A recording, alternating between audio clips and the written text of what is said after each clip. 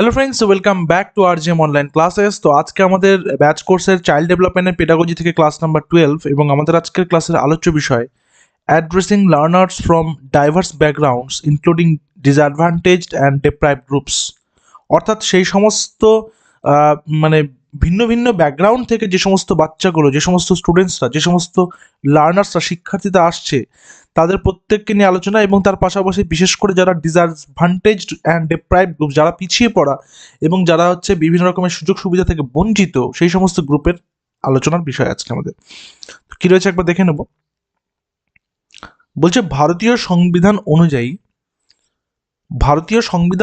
দুর্বল শ্রেণী বলতে প্রধানত তিনটি সম্প্রদায়কে বোঝানো হয়, যেমন তপশিলি জাতি, যেটাকে আমরা বলে থাকি শিডিউল কাস্ট বা এসসি, তপশিলি উপজাতি, যেটাকে আমরা বলে থাকি এসটি বা শিডিউল ট্রাইব, এবং অন্যান্য অনগ্রসর শ্রেণী, যেটাকে বলা হয় আদার ব্যাকওয়ার্ড ক্লাসেস, ওবিসি। এরপর আরও রয়েছে ইকোনমিক্যালি উইকার সেকশন, ইডাব্লিউএস, ঠিক আছে, এগুলো রয়েছে। কিন্তু প্রধানত কিন্তু তিনটা শ্রেণীতে ভাগ করা হয়ে থাকে, যারা দুর্বল বলতে বিভিন্ন রকমভাবে সুযোগ সুবিধা থেকে বঞ্চিত, আর্থিকভাবে পিছিয়ে পড়া, বিভিন্ন রকমের সুযোগ সুবিধা থেকে বঞ্চিত সেই সমস্ত জাতিদের মধ্যে তপশিলি জাতি বা শিডিউল কাস্ট, তপশিলি উপজাতি বা শিডিউল ট্রাইব, এবং অন্যান্য অনগ্রসর শ্রেণী বা আদার ব্যাকওয়ার্ড ক্লাসেস, ওবিসি। এবার ওবিসির মধ্যে ওবিসি এ রয়েছে এবং ওবিসি বি রয়েছে। এবার ওবিসি এ বলতে শুধুমাত্র মুসলিম যারা রয়েছেন তারা ওবিসি এ, ওবিসি বি কারা, মুসলিম বাদ দিয়ে যারা অন্যান্য অনগ্রসর তারা হচ্ছে ওবিসি বি। এবার বলা হচ্ছে ভারতীয় সংবিধানে অনগ্রসর শ্রেণী বা পিছিয়ে পড়া শ্রেণী কথাটা ব্যাখ্যা করা না হলেও তপশিলি জাতি ও উপজাতি নিঃসন্দেহে অনগ্রসর শ্রেণীর অন্তর্ভুক্ত। কিন্তু যেহেতু এই সমস্ত উপজাতি, জাতি এবং অনগ্রসর শ্রেণীর জন্য সংরক্ষণ রয়েছে বিভিন্ন সেক্টরে, সেই কারণে কিন্তু সংবিধানের বিভিন্ন ধারায় অনগ্রসর শ্রেণীর সঙ্গে তপশিলি জাতি উপজাতি কথাটা একত্রে ব্যবহার করায় বোঝা যায় তপশিলি জাতি ও উপজাতি ছাড়াও অন্যান্য অনগ্রসর শ্রেণী থাকতে পারে। তপশিলি জাতি এবং উপজাতির কোনো নির্দিষ্ট সংজ্ঞা দেয়নি সংবিধান। সংবিধান কিন্তু নির্দিষ্ট করে কোনো সংজ্ঞা দেওয়া হয়নি যে কারা তপশিলি জাতি হবেন, কারা হবেন না, বিশেষ করে কোনো ইন্ডিকেশন কিন্তু সেখানে নেই।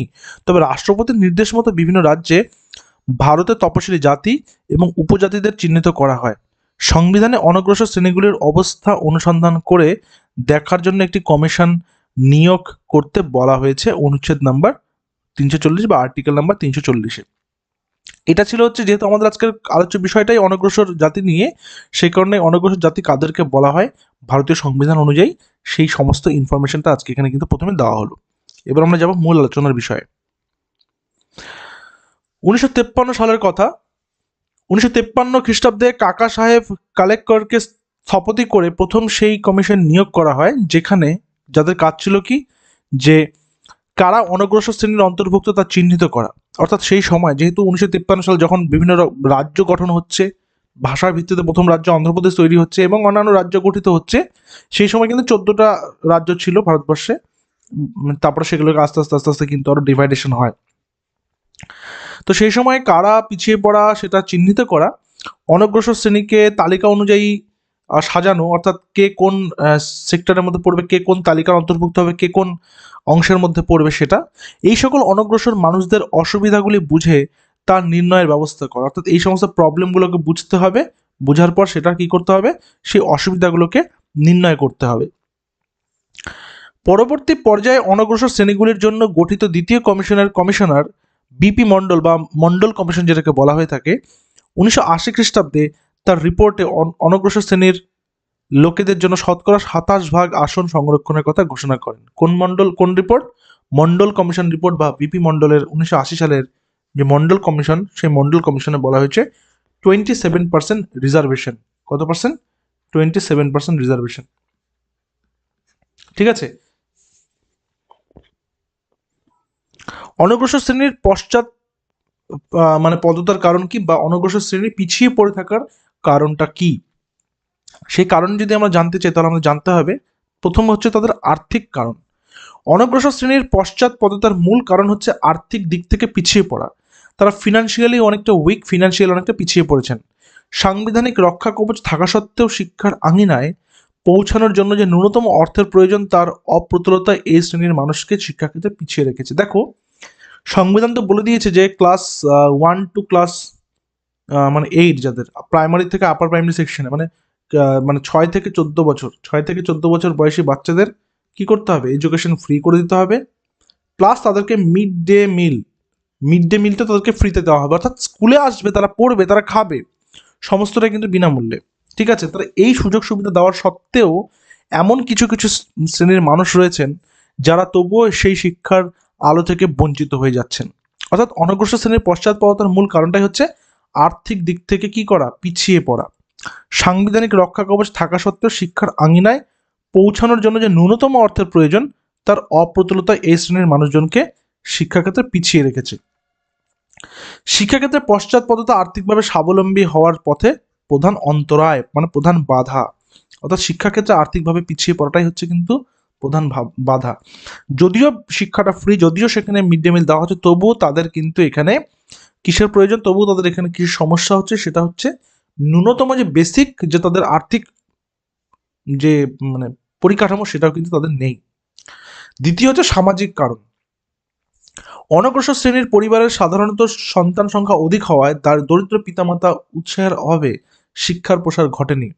এছাড়া পণ প্রথা, বাল্যবিবাহ সহ বিভিন্ন সামাজিক কুসংস্কার এই শ্রেণীর মানুষজনকে ক্রমাগত পিছিয়ে দিচ্ছে। কিরকম দেখো, বলছে যে মানে সাধারণত সন্তান সংখ্যা অধিক হওয়ায়, সন্তান সংখ্যা অনেক বেশি সন্তান রয়েছে। ঠিক আছে, অনগ্রসর শ্রেণীর পরিবারে সাধারণত অনেক বেশি সন্তান রয়েছে, যেহেতু শিক্ষার অভাব, সেই কারণে তাদের সন্তানের সংখ্যা অনেক বেশি। এবার কি হচ্ছে, এবার বিশেষ করে এটা গ্রামগঞ্জে দেখতে পাওয়া যায়, যেখানে দেখতে পাচ্ছে যে আশেপাশে কেউ স্কুল যাচ্ছে না, প্রত্যেকে ভাবছে যে আমার তো জমি জমা আছে, তো আমার ছেলেটাও বড় হয়ে জমিতেই চাষ করবে, মেয়ে আছে, মেয়ে বাড়ির কাজ শিখবে, বিয়ে দিয়ে দিবে। তো এই যে মেন্টালিটি, এই মেন্টালিটির জন্য কিন্তু এটা হচ্ছে সামাজিক কারণ। যেহেতু সোসাইটিটা এখনো পর্যন্ত ডেভেলপ হয়নি, স্কুল যাওয়ার কথা তারা ভাবছে না, স্কুল যাওয়ার কথা তারা কখনোই মাথায় আসছে না, সেই কারণে কিন্তু তাদের মধ্যে সেই শিক্ষার প্রসারটা ঘটেনি। এছাড়া পণ প্রথা, বাল্যবিবাহ সহ বিভিন্ন সামাজিক কুসংস্কার এই শ্রেণীর মানুষজনকে ক্রমাগত পিছিয়ে দিচ্ছে, ক্রমাগত তাদেরকে পিছিয়ে দিচ্ছে। বিভিন্ন রকমের সামাজিক ব্যাধি, এগুলো যে কুসংস্কারের মধ্যে যেগুলো বলা হলো, সেগুলো কিন্তু পিছিয়ে দিচ্ছে। রাজনৈতিক কারণ রয়েছে, তোমরা প্রত্যেকে জানো রাজনৈতিক কারণটা কি কি হতে পারে, তবু এখানে রয়েছে, একটু আলোচনা করে নেব। সংবিধানের 330 নম্বর অনুচ্ছেদে বলা হয়েছে যে তপশিলি উপজাতির জন্য অসমের উপজাতি অলগুলির তপশিলি উপজাতির ছাড়া এবং অসমের স্বশাসিত জেলাগুলির তপশিলি উপজাতির জন্য লোকসভায় আসন সংরক্ষিত থাকবে। অনুচ্ছেদ নাম্বার 332-এ প্রত্যেক রাজ্যের বিধানসভায় তপশিলি জাতি উপজাতির জন্য আসন সংরক্ষণ রয়েছে, তোমরা প্রত্যেকে জানো সেটা। সব থেকে বেশি রয়েছে উত্তরপ্রদেশে। অনুচ্ছেদ নাম্বার 334-এ আরো বলা হয়েছে যে সংবিধান বলবৎ হওয়ার সময় থেকে 70 বছর পর এই সংরক্ষণ আর থাকবে না। সাংবিধানিক নির্দেশিকা সত্ত্বেও তপশিলি জাতি উপজাতি সহ অন্যান্য অনগ্রসর শ্রেণীর রাজনৈতিক অসচেতনতা এই শ্রেণীর পশ্চাৎপদতার অন্যতম একটি কারণ। এখানে কি বলছে, 70 বছর পর্যন্ত থাকবে না, কিন্তু এখন 70 বছর পার হয়ে গেছে স্বাধীনতার, তাই তো? সংবিধান বলবৎ হওয়ার 70 বছর বলেছে, তো আমরা যদি 1950-কে ধরে থাকি তাহলে সেই হিসাবে পেরিয়ে গেছে। কিন্তু আবার কিন্তু 2030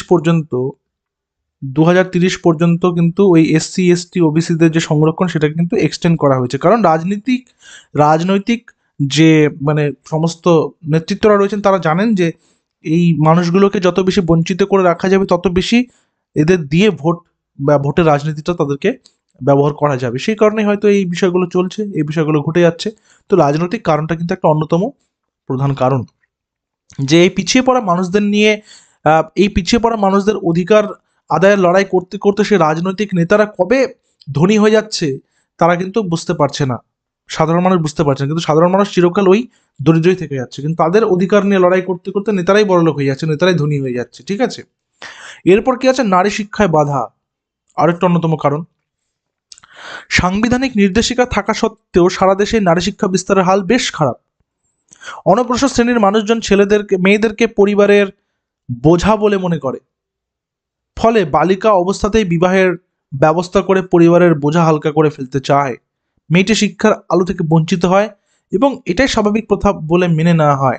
পরবর্তীকালে তার নিজের মেয়ের ক্ষেত্রে এই একই ধারণার সম্প্রসারণ ঘটে, এই ধারা সমানে চলতে থাকে। যদিও বর্তমানে এই অবস্থা ধীরে ধীরে ধীরে অনেকটাই পরিবর্তন হয়েছে এবং আশা করা যাচ্ছে আগামী 20 বছরের মধ্যে এই অবস্থা পুরোটাই নষ্ট হয়ে যাবে, বা এই অবস্থা পুরোটাই পরিবর্তন হয়ে যাবে। তো নারী শিক্ষার বাধাটা কিন্তু আরো একটা অন্যতম প্রধান কারণ, কারণ বাড়িতে মা শিক্ষিত হলে তার ছেলেমেয়েরা খুব তাড়াতাড়ি কিন্তু শিক্ষার আলোটা পেয়ে যায়, মা শিক্ষিত না হলে সেটা কিন্তু হয় না। পুত্র সন্তানরা উপার্জনের মাধ্যম। অনগ্রসর শ্রেণীর পরিবারগুলিতে পুত্র সন্তানদের উপার্জনের মাধ্যম হিসেবে দেখা হয় বালক অবস্থা থেকেই। ছোটবেলা থেকে তাদেরকে ইট ভাটা, বিভিন্ন রকমের কায়িক শ্রমিক, হোটেলে কাজ, কায়িক শ্রমিক তাদেরকে দিয়ে দেওয়া হয়, যার জন্য কিন্তু আইন করা হয়েছে যে মানে যেটাকে বলা হচ্ছে চাইল্ড লেবার অ্যাক্ট, যেটা 14 বছর বা তার কম বয়সী কোনো বাচ্চাকে যদি কোথাও কাজ করতে দেখা যায় তাহলে কিন্তু তাকে সেখান থেকে হোমে পাঠানো হবে, এবং যেখানে সে কাজ করছে সেই মালিককেও কিন্তু জেল এবং জরিমানার ব্যবস্থা করা হবে। এটা কিন্তু আইন রয়েছে, এটা আরটিই অ্যাক্ট তার মধ্যেও কিন্তু উল্লেখ রয়েছে, রাইট টু এডুকেশন অ্যাক্টের মধ্যে উল্লেখ রয়েছে এটা। এবার শৈশবাবস্থা থেকে বালক অবস্থায় পৌঁছালেই পড়াশোনার পাঠ চুকিয়ে তারা অর্থ উপার্জনে নেমে পড়ে, যাতে পরিবারের আর্থিক সুরাহা হয়, এবং এটাই তারা ভবিতব্য বলে মেনে নেয়, এবং ক্রমশ পশ্চাৎপদতার অন্ধকারে নিমজ্জিত হয়। ছোটবেলা থেকে বিভিন্ন রকমের নেশা, বিভিন্ন রকমের ভুল পথে তারা কিন্তু নিজেদেরকে চালিত করতে থাকে, অজান্তেই তারা মনে করে এটাই জীবন। নেক্সট, মাতৃভাষা শিক্ষার মাধ্যম। সংবিধানের 351 আর্টিকেল নাম্বার 351A অনুযায়ী ভাষাগত সংখ্যালঘু, মানে যে সমস্ত মানুষরা ভিন্ন ভাষায় কথা বলে, যাদের সংখ্যাটা কম, সেই হিসাবে ভাষাগত সংখ্যালঘু সম্প্রদায়ের মানুষরা মাতৃভাষার প্রাথমিক স্তর পর্যন্ত শিক্ষা লাভ করতে পারে, কিন্তু প্রাথমিক স্তরের পরবর্তী স্তরগুলির শিক্ষা মাতৃভাষায় দেওয়া সম্ভবপর না হওয়ায় অনগ্রসর বা দুর্বল শ্রেণীর মানুষরা আরো পিছিয়ে পড়ছে। অর্থাৎ প্রাথমিক স্তরের পরবর্তী স্তরগুলির শিক্ষা মাতৃভাষায় দেওয়া সম্ভবপর না হওয়ায় যারা পিছিয়ে পড়া, যারা দুর্বল শ্রেণীর মানুষ, তারা কি আরো দিনকে দিন পিছিয়ে পড়ছে, আরো দিনকে দিন তারা অনগ্রসর শ্রেণীতেই চলে যাচ্ছে। সংরক্ষণ বিকেন্দ্রীকরণ। তপশিলি জাতি, উপজাতি সহ অন্যান্য অনগ্রসর শ্রেণীর মানুষদের উন্নতিকল্পে সংবিধানে বিভিন্ন নির্দেশিকা রয়েছে।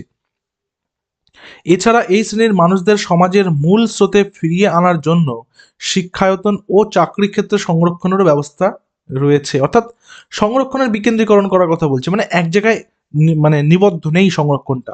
কি, তপশিলি জাতি, উপজাতি সহ অন্যান্য অনগ্রসর শ্রেণীর মানুষদের উন্নতি করার জন্য সংবিধানে বিভিন্ন নির্দেশিকা কিন্তু দেওয়া রয়েছে। এছাড়া এই শ্রেণীর মানুষদের সমাজের মূল স্রোতে ফিরিয়ে আনতে হবে, এবং সেই ফিরিয়ে আনার জন্য শিক্ষায়তন ও চাকরি ক্ষেত্রে সংরক্ষণেরও ব্যবস্থা রয়েছে। তা সত্ত্বেও এই শ্রেণীর মানুষরা এখনো পিছিয়ে রয়েছেন, এই শ্রেণীর মানুষরা এখনো পিছিয়ে রয়েছেন, যার অন্যতম কারণ হলো এই শ্রেণীর মধ্যেও শ্রেণী বৈষম্য বর্তমান। শ্রেণী বৈষম্য বর্তমান কেন? কারণ হচ্ছে তাদের মধ্যে ক্লাসের ডিফারেন্স রয়েছে, এই জন্য কিন্তু এই বিষয়টা লক্ষ্য করা যায়। এই প্রেক্ষাপটে সংরক্ষণ ব্যবস্থার বিকেন্দ্রীকরণ একান্তই প্রয়োজন। তো এটা ছিল হচ্ছে আমাদের আজকের ক্লাসের মানে বিষয়বস্তু, যেখানে আমরা আলোচনা করলাম যে পিছিয়ে পড়া শ্রেণী অ্যাকচুয়ালি কারা, সংবিধান তাদের সম্পর্কে কি বলা হয়েছে, পিছিয়ে পড়া মানে মানুষদের জন্য, পিছিয়ে পড়া শ্রেণীর জন্য ভারতীয় সংবিধান এবং ভারত কোন কোন সংরক্ষণ এবং কোন কোন বিষয়গুলোকে লক্ষ্য রেখেছে এবং কোন কোন পদক্ষেপ নিয়েছে, এবং এগুলোর কারণ এবং সেই কারণটা কি হতে পারে, সেই সমস্ত বিষয় আজকে কিন্তু আলোচনা করলাম। পরবর্তী ক্লাসে আমরা আরো একটি নতুন টপিক নিয়ে আলোচনা করব সিলেবাসের মধ্যে থাকা। Thank you.